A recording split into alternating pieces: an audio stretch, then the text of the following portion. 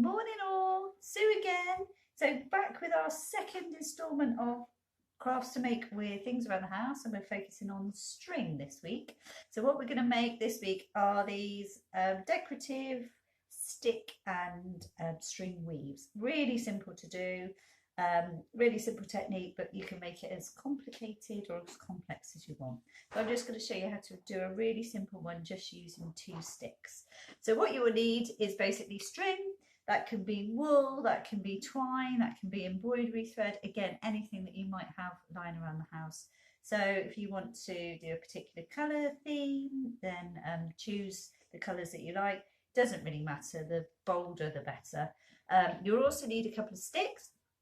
Now I just grabbed these sticks from the garden. However, you could use pencils, you could use toothpicks, anything that you've got lying to hand that is a bit stickish.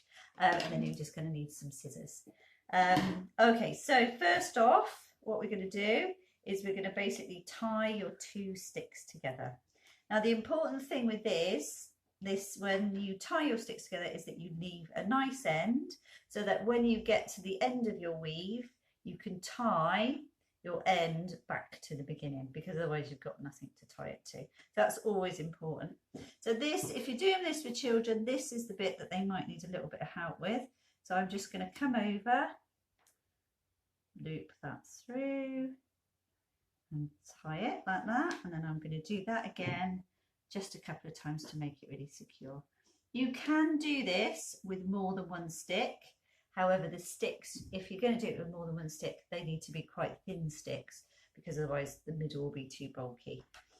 Again, it's for you to go and experiment and do different things with. So once you've got that tied a few times, leave that in there. And then what you do then is you just open out, so you've got a bit of a cross. Okay, so once you start and get into a rhythm, it's really simple. So I'm going to open them out into a cross. Now the technique is over the stick, under the stick, over the stick, under the stick. It's as simple as that. So I'm going to just leave that end there. I'm going to start off, so I'm just going to go over this stick and under, and I'm going to spin. So once you get going, everything will be held in place. So I'm going to go over and under, and over and under, and over and under. And you keep doing that until you get going. And once you've done a few rounds, you'll find that your sticks get a bit more secure. I think it's because the twine I'm using here is quite thin. Obviously it's taking a bit of time, but already I can start to feel the sticks, the structure of the sticks getting easier and easier. Sorry, that bit's getting in the way a little bit now. I'm just going to make that bit I've left just a little bit shorter, just so it doesn't get in the way so much. So come over, under, over, under, over, under. And what I've done to introduce another colour is before I started, I've already tied it onto the next string, so that you can just keep going and keep going and keep going. So you can introduce different colours and keep going like that. Once you've finished, you could also hang on beads or feathers, so you can make it a little bit dream catchery. I'm just going to keep going a little bit to you so you can see the colour introduced. So I'm just going to hold that bit out of the way now. It's just a case of twisting it and twisting it. Now if you've got really small children and they just want to twist it however they want, it's absolutely fine. Again, there aren't really any rules. All these ideas are just to give you a bit of a starting point, and then for you to carry on. So I'm just going to pull that round like so. Okay. Once you get in a rhythm, it's quite a therapeutic thing to do, and you're just twisting it around each time. So you can start to see a little bit of a pattern emerging. The key thing is, when you're doing this, is to keep everything nice and tight.